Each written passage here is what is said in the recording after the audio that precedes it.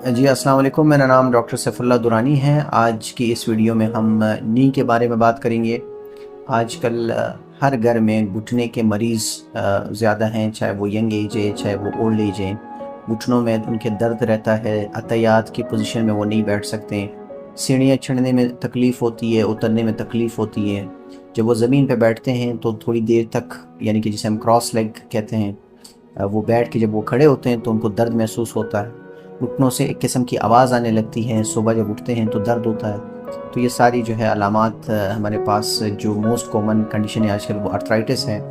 Arthritis क्या है? दोनों जो हमारे बोन्स हैं उसके बीच में कार्टिलेज, इस मॉडल में मैं आपको दिखा देता हूँ। ये हमारे पास दो बोन्स हैं, इन दोनों बोन्स के बीच में कार्टिलेज मौजूद होता है। ये कार्टिलेज क्या करता है? ये शॉक एब्जॉर्बिंग को दोनों बोन्स को आपस में कोलैप्स करने से रोकता है, एक सॉफ्ट मूवमेंट यानी कि मोबिलिटी प्रोवाइड करता है। अगर ये कार्टिलेज ख़त्म हो जाता है तो ये दोनों बोन्स जो है ये आपस में रगड़ खाते हैं और फ्रिक्शन कॉज करते हैं, जिससे मरीज़ को जो है वो दर्द महसूस होता है। तो अर्थराइटिस जो है वो लोग क्या कहते हैं, मेडिसिन वगैरह ले रहे होते हैं। मेडिसिन ठीक है, एक हद तक पेन को रोकता है, मगर मुस्तकिल हल नहीं है। ये आर्थराइटिस होता क्यों है? ये तो एक एज रिलेटेड कंडीशन है। जैसे वक्त गुजरता है, एज बढ़ती है, 55 साल 60 साल के बाद ये मसला शुरू हो जाता है। आजकल ये 35-40 साल में ये मसला शुरू हो चुका है। उसकी वजह ये है कि हम एक्सरसाइज नहीं करते, हमारी मोबिलिटी प्रॉपर नहीं है, हमारे पट्ठों की यानी कि मसल्स की वीकनेस होती है। तो ये हमारे पास ऊपर जो है ताई पे मसल्स जो है वो इस बोन को होल्ड करके रखते हैं, और नीचे के जो काफ मसल्स हैं वो नीचे के बोन्स को होल्ड करके रखते हैं।